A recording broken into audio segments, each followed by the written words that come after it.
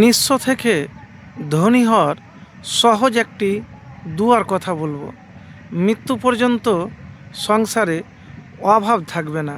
তো প্রিয় ভাই, আমি যে দুয়ার কথা বলবো আমার কোনো বানানো দুয়ার কথা বলবো না। আপনি নিঃস্ব, অসহায়, না বাড়ি ঘর আছে, না জমি জায়গা আছে, না হাতে কোনো কাজ আছে, চাকরি বাকরিও নাই, ব্যবসা করছেন কিন্তু কুলিয়ে উঠতে পারছেন না। তো আমি এমন একটি দুয়ার কথা বলবো, যে দোয়া পাঠ করতে গেলে আর কবুল যদি হয় তাহলে দুনিয়াতে ধনী হয়ে যাবেন, আপনার প্রয়োজন ইনশাল্লাহ পূরণ হবে।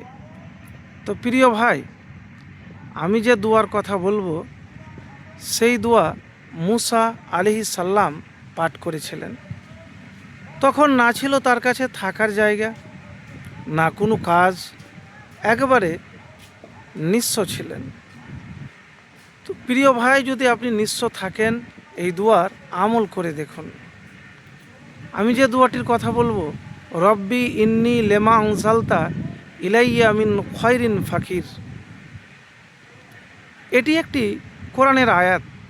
সূরা কসাসের 28 নম্বর সূরা 24 নম্বর আয়াত। নবী মুসা আলাইহিস সালাম দুয়াটি পাঠ করেছিলেন। এটি অভাব, প্রয়োজন বা যে কোনো বিপদে আল্লাহর সাহায্য চাওয়ার জন্য একটি শক্তিশালী প্রসিদ্ধ, যা সম্পদ বৃদ্ধি, সচ্ছলতা লাভের জন্য পাঠ করা হয়। তো সেই দোয়াটি তো প্রথমে আপনাকে বলেছি, রব্বি ইন্নি লেমা আনজালতা ইলাইয়া মিন খয়রিন ফকির। অর্থ হলো, হে আমার রব, তুমি আমার প্রতি যে অনুগ্রহ নিয়ামত নাজিল করবে, নিশ্চয় আমি তার মুখাপেক্ষী।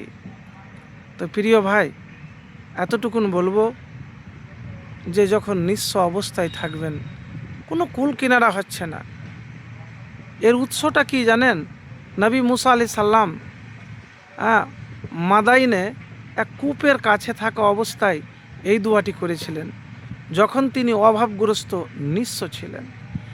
গুরুত্ব, এটি আল্লাহর ওপর পূর্ণ নির্ভরশীলতা, কৃতজ্ঞতা ও নম্রতা প্রকাশ করে এবং যে কোনো কঠিন পরিস্থিতিতে আল্লাহর রহমত ও সাহায্য প্রার্থনা করতে শেখায়। পাঠের উপকারিতা, আর্থিক অন্যান্য অভাব দূর করতে এবং সচ্ছলতা আনতে সাহায্য করে। ঈমান ও বিশ্বাস বৃদ্ধি, আল্লাহর প্রতি বিশ্বাস ও ভরসা গভীর করে। কৃতজ্ঞতা ও বিনয়, বান্দাকে বিনয় করে তোলে। আল্লাহর নিয়ামতের জন্য কৃতজ্ঞ থাকতে শেখায়। পাঠের নিয়ম, এই দোয়াটি নির্দিষ্ট সংখ্যা এত নাই যে এতবার পাঠ করতে হবে। তো প্রয়োজন অনুযায়ী যে কোনো সময়তে আপনি পাঠ করবেন।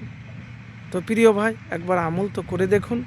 আপনার দোয়া, আপনার আমল কবুল হলে আপনি হঠাৎ বা দ্রুত তাড়াতাড়ি ধনী হয়ে যাবেন, আপনার অভাব জীবন থেকে দূর হয়ে যাবে।